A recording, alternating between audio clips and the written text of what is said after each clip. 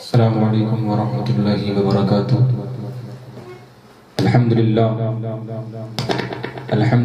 رب العالمین والعاقبۃ للمتقین، والصلاة والسلام علی اشرف الانبیاء والمرسلین وعلی آلہ وصحبہ واہل بیتہ اجمعین، اما بعد فقد قال اللہ تبارک وتعالی فی القرآن المجید والفرقان الحمید: اعوذ باللہ من الشیطان الرجیم، بسم اللہ الرحمن الرحیم۔ قد جاءکم برہان من ربکم آمنت باللہ صدق اللہ العظیم وبلغنا رسولہ النبی الامین المتین المبین الکریم، ونحن على ذلك لمن الشاہدین والشاکرین والحمد للہ رب العالمین۔ اے اشرف زمانہ زمانے مدد نما، درہائی بستہ راز کلید کرم کشا، اشرف نہنگ دریا دریا بسینہ دارت، دشمن ہمیشہ پرغم ذکر تو دوست دارت، سربراہ شاہ کریمہ دستگیرہ اشرفا، حرمت روح پیمبر یک نظر کن سویما۔ قال اللہ تبارک و تعالی فی شان حبیبہ الکریم علیہ الصلاۃ والتسلیم: ان اللہ وملائکتہ یصلون علی النبی یا ایہا الذین آمنوا صلوا علیہ وسلموا تسلیما۔ اللہم صلی علی سیدنا مولانا محمد وعلی آل سیدنا مولانا محمد بارک وسلم، صلاۃ و سلام علیک یا رسول اللہ صلی اللہ تعالی علیہ وسلم۔ حضرات گرامی، الحمدللہ دارالعلوم جائز کے آفیشیل یوٹیوب چینل پر 12 روزہ جشن ولادت رحمت عالم صلی اللہ علیہ وسلم منعقد ہوا۔ آج میرا موضوع جو ہے عہد طفولیت، یعنی نبی کریم علیہ الصلوۃ والتسلیم کا بچپنا۔ عزیزان گرامی، نبی کا بچپنا بھی بے مثال، نبی کی جوانی بھی بے مثال، نبی کا شباب بھی بے مثال۔ حضرات گرامی، میرے نبی کا بچپنا بے حد عظیم بچپنا ہے، ایسا بچپنا کسی کا بچپنا نہیں۔ اور میرے نبی کا بچپنا وہ بچپنا ہے کہ کسی کے بچپنے کا موضوع آدمی نہیں بناتا ہے، لیکن میرے نبی کا بچپنا وہ بچپنا ہے کہ آج الحمدللہ مجھے یہ شرف حاصل ہو رہا ہے کہ میں اپنے نبی کریم علیہ الصلوۃ والتسلیم کا بچپنا بیان کروں۔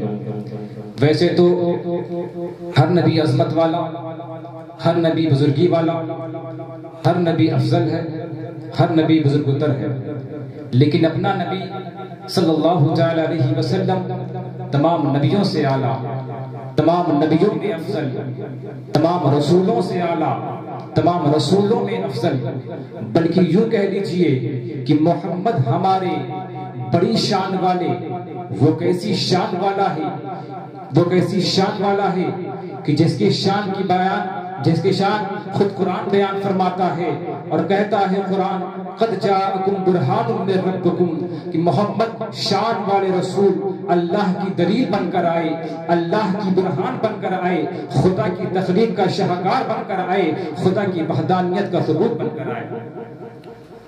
عزیزان گرامی، میرے نبی کا آنا بھی بے مثال، میرے نبی کا جانا بھی بے مثال۔ میرے نبی کا بچپنا بیان کر رہا ہوں اپنے نبی کا۔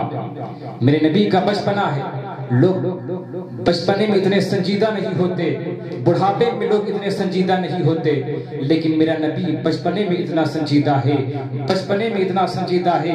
اسی کی ترجمانی تو بریلی کے تاجدار نے فرمائی: اللہ اللہ وہ بچپنے کی بھون، اللہ اللہ وہ بچپنے کی بھون، اللہ اللہ وہ بچپنے کی بھون، اللہ اللہ وہ بچپنے کی بھون۔ اس خدا بھاتی صورت پہ لاکھوں سلام، اس خدا بھاتی صورت پہ لاکھوں سلام۔ حضرات گرامی، میرے نبی کا بچپنا بھی بے مثال، میرے نبی کی جوانی بھی بے مثال۔ میں آپ کو بتاؤں کہ جب نبی کریم علیہ الصلوۃ والتسلیم کی پیدائش ہوئی، اللہ اکبر، پورا مکہ منور ہو گیا، پوری مکے کی گلیاں خوشبو سے معطر ہو گئی ہیں۔ حضرات گرامی، سب حضرت آمنہ کو مبارکبادی دینے کے لیے آ رہے ہیں کہ اللہ کے رسول صلی اللہ تعالی علیہ وسلم جلوہ افروز ہوئے ہیں۔ سبحان اللہ، میرے نبی کا بچپنا ہے اور عرب کا ادھر دستور تھا کہ جب کسی کے گھر میں بچہ پیدا ہوتا تھا تو لوگ قبیلہ سعد ایک جو بارہ گھاٹی کے اس پار ہے قبیلہ سعد وہاں سے چند عورتیں آئیں اور مکہ المکرمہ میں جتنے بھی بچے تھے سب کو دستیاب کیا. جو مالدار تھے انہوں نے جو ہے خرید لیا کہ تم ہی میرے بچے کی پرورش کرو گی, تم ہی اسے دودھ پلاؤ گی. یہ عرب کا دستور, یہ عرب کا معمول تھا. جب قبیلہ سعد سے ساری عورتیں آ رہی تھی تو اس میں حضرت حلیمہ سعدیہ رضی اللہ تعالی عنہا بھی تھی. تمام عورتیں تیزی سے ساتھ آ گئیں, ان کی سواری تیز تھی, لیکن حضرت حلیمہ سعدیہ رضی اللہ تعالی عنہا کی سواری لاغر اور کمزور تھی, جس کی بنا پر وہ سواری 7 جگہ بیٹھی. اس کے بعد حضرت حلیمہ سعدیہ مکہ المکرمہ میں پہنچی. جب مکہ المکرمہ میں پہنچی تو وہاں ساری عورتوں نے بچوں کو دستیاب کر لیا. اب حضرت حلیمہ سعدیہ پریشان, ادھر جا رہی ادھر جا رہی ہیں. کیا دیکھتی ہیں کہ حضرت آمنہ رضی اللہ تعالی عنہ محمد رسول اللہ صلی اللہ علیہ وسلم کو لیے بیٹھی ہوئی ہیں. حضرت حلیمہ سعدیہ جاتی ہیں. المختصر میں یہ بیان کر رہا ہوں. حضرت حلیمہ سعدیہ سرکار کو گود میں لے لیتی ہیں اور حضرت آمنہ خاتون سے فرماتی ہیں, اے بہن آمنہ, تیرے لاڈلے کے جیسا کسی کا لاڈلا نہیں ہے, تیرے چاند کے جیسا کسی کا چاند نہیں ہے, کہ تیرے لخت جگر کی طرح کسی کا لخت جگر نہیں ہے. اے حلیمہ, بڑا خوبصورت بچہ ہے, کسی قبیلے میں ایسا بچہ اتنا خوبصورت بچہ پیدا نہیں ہوا. اے حلیمہ, تیرا بچہ بڑا خوبصورت ہے. اب حضرت حلیمہ سعدیہ سرکار علیہ الصلوۃ والتسلیم کو گود میں لیے ہوئے ہیں اور سرکار علیہ الصلوۃ والتسلیم کو گود میں لیے ہوئے ہیں. حضرت حلیمہ سعدیہ رضی اللہ تعالی عنہا نے اپنا دایاں پستان سرکار کو پیش کیا. سرکار نے دائیں پستان سے حضرت حلیمہ سعدیہ کا دودھ پی لیا. پھر حضرت حلیمہ سعدیہ نے سرکار کو بایاں پستان پیش کیا. حضور صلی اللہ علیہ وسلم نے بائیں پستان سے دودھ نہ پیا. پھر حضرت حلیمہ سعدیہ نے داہنا پستان پیش کیا. پھر حضور نے داہنے پستان سے دودھ پی لیا. پھر حضرت حلیمہ سعدیہ نے بائیں پستان پیش کیا, لیکن حضور بائیں پستان سے دودھ نہیں پی رہے ہیں. اللہ اکبر. حضرت حلیمہ سعدیہ کی بات سمجھ میں آ گئی ہے. اس وقت حضرت حلیمہ سعدیہ رضی اللہ تعالی عنہا کی گود میں 2 شہزادے تھے. ایک نبی کریم علیہ الصلوۃ والتسلیم جن کو دودھ پلا رہی تھی حضرت حلیمہ سعدیہ, اور ایک شہزادہ اور تھا. اگر میرے نبی دونوں پستان سے دودھ پی لیتے تو ایک دوسرا شہزادہ دودھ سے محروم ہو جاتا, دودھ پینے والا شہزادہ دودھ سے محروم ہو جاتا. تو میرے نبی نے یہ فطری انصاف دیا اور حق والے کا حق عطا کر دیا. اب بتائیے, بچپنے میں میرے نبی نے یہ انصاف دے دیا, جس کا حق تھا اس کا حق ادا کر دیا. تبھی تو اعلیٰ حضرت فرماتے ہیں کہ بھائیوں کی خاطر ترک پستہ کرے, بھائیوں کی خاطر ترک پستہ کی کرے, دودھ پیتے نسبت پہ لاکھوں سلام. عزیزان گرامی, حضرت حلیمہ سعدیہ رضی اللہ تعالی عنہ سرکار کو دودھ پلا لیتی ہے. پھر اس کے بعد حضرت آمنہ خاتون رضی اللہ تعالی عنہ حضرت حلیمہ سے فرماتی ہے, اے حلیمہ, میرے بیٹے کی ولادت بڑی عجیب ولادت تھی. جیسے اور ماؤں کو بچوں کی پیدائش پر تکلیف ہوتی ہے, اے حلیمہ مجھے کوئی تکلیف نہ ہوئی, مجھے کوئی تکلیف کا احساس نہ ہوا. اے حلیمہ, میرا لاڈلا سب سے الگ ہے. اے حلیمہ, ایک عجیب سا واقعہ میرے لاڈلے کی ولادت پر اور پیش آیا کہ جب ان کے دادا حضرت عبد المطلب رضی اللہ تعالیٰ عنہ ان کو اپنے گود میں لے کر خانہ کعبۃ اللہ شریف کی جانب جا رہے تھے تو کیا دیکھ رہے تھے کہ خانہ کعبۃ اللہ شریف ان کی جانب چھٹتا ہوا چلا رہا ہے. عزیزان گرامی, حضرت آمنہ رضی اللہ تعالیٰ عنہ ارشاد فرماتی ہیں, اے حلیمہ سنو, میرے بیٹے کی ولادت پر ایک عجیب سا واقعہ اور پیش آیا کہ جب میرے بیٹے کی ولادت ہوئی, میرے شہزادے کی ولادت ہوئی, میرے لاڈلے کی ولادت ہوئی, تو میرے مکان کے صحن میں آسمان کے چاند و ستارے جھکے ہوئے نظر آ رہے تھے. اے حلیمہ, میرے لاڈلے کے جیسا کسی کا لاڈلا نہیں ہے. اے حلیمہ, میرے لخت جگر کی طرح کسی کا لخت جگر نہیں ہے. اے حلیمہ, میرے شہزادے کی طرح کسی کا شہزادہ نہیں ہے. حضرت حلیمہ سعدیہ رضی اللہ تعالی عنہا فرماتی ہے, اے آمنہ خاتون, میں نے مان لیا کہ آپ کے شہزادے کی طرح کسی کا شہزادہ نہیں. ارے یہ کوئی عام بچہ نہیں ہے. حضرت حلیمہ فرماتی ہے, تو کوئی عظیم انسان ہے, یہ تو کوئی عظیم انسان ہے. جب بات ختم ہو جاتی ہے, پھر حضرت حلیمہ سعدیہ سرکار کو گود میں لیے ہیں. حضرت آمنہ خاتون سے فرماتی ہیں کہ آمنہ خاتون, اب میرے ساتھ کی عورتوں کی جانے کی تیاری ہو گئی، مجھے بھی اجازت دیجیے۔ سرکار کی والدہ حضرت آمینہ خاتون رضی اللہ تعالی عنہ سرکار کو اپنی گود میں لے لیتی ہیں، پیار کرتی ہیں، پھر پی کی پلکوں کی چھاؤں میں سرکار کو حضرت حلیمہ کی سپرد کر دیتی ہیں۔ حضرت حلیمہ سرکار کو گود میں لیے ہیں، سرکار کی والدہ کی آنکھوں سے آنسو ٹپک رہے ہیں محبت کے، اللہ اکبر۔ اب حضرت حلیمہ سعدیہ رضی اللہ تعالی عنہا اسی سواری کے قریب آ گئی ہیں جو قبیلہ سعد سے آئی تھی، جس سواری سے بیٹھ کر حضرت حلیمہ سعدیہ رضی اللہ تعالی عنہا آئی تھی مکہ المکرمہ۔ یہ وہی سواری ہے کہ جب یہ قبیلہ سعد سے مکہ المکرمہ آ رہی تھی تو یہ سعد جگہ بیٹھی تھی، لیکن اب جب میرے نبی کو لے کر حضرت حلیمہ سعدیہ مکہ المکرمہ جا رہی ہے، اس تمام سواری پیچھے ہے، حضرت حلیمہ کی سواری آگے ہے، جدھر جدھر حضرت حلیمہ جا رہی ہے خوشبوئیں ادھر ادھر جا رہی ہے۔ تمام عورتیں حضرت حلیمہ سے پوچھتی ہیں، اے حلیمہ تم مکے سے کیا لے کر آئی ہو؟ تم جہاں بھی جا رہی ہو وہ گلیاں خوشبو سے معطر ہوتی چلی جا رہی ہے، تم جہاں بھی جا رہی ہو وہ گلیاں خوشبو سے معطر ہوتی چلی جا رہی ہے۔ اب تمہاری سواری کتنی تیز ہو رہی ہے، جب تم قبیلہ سعد سے آئی تھی، جب تم قبیلہ سعد سے آئی تھی مکہ المکرمہ تو وہ سعد جگہ بیٹھی تھی، اب تم جب مکہ سے قبیلہ سعد واپس جا رہی ہو تو بڑی تیز رفتار میں جا رہی ہے، حلیمہ تم کیا لے کر آئی ہو؟ حضرت حلیمہ سعدیہ رضی اللہ تعالیٰ عنہ فرماتی ہیں کہ اے ساتھیو سنو سنو، میں مکے سے کچھ لے کر نہیں آئی ہوں، لیکن جب سے اس بچے کو میں نے اپنی سواری میں بیٹھالا ہے تو میری سواری خود بخود تیز رفتار میں چلتی چلی جا رہی ہے۔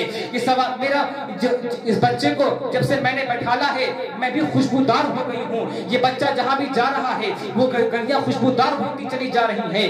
وہ درخت جو سوکھ چکے تھے مصطفیٰ جان رحمت صلی اللہ علیہ وسلم کی صدقے طفیل، وہ درخت ہرے بھرے نظر آ رہے ہیں۔ عزیزان گرامی، تمام گلیاں خوشبو سے معطر ہو گئی ہیں، تمام گلیاں منور ہو گئی ہیں۔ میرے محبوب صلی اللہ تعالی علیہ وسلم کو حضرت حلیمہ سعدیہ رضی اللہ تعالی عنہ قبیلہ سعد میں لے کر پہنچتی ہیں۔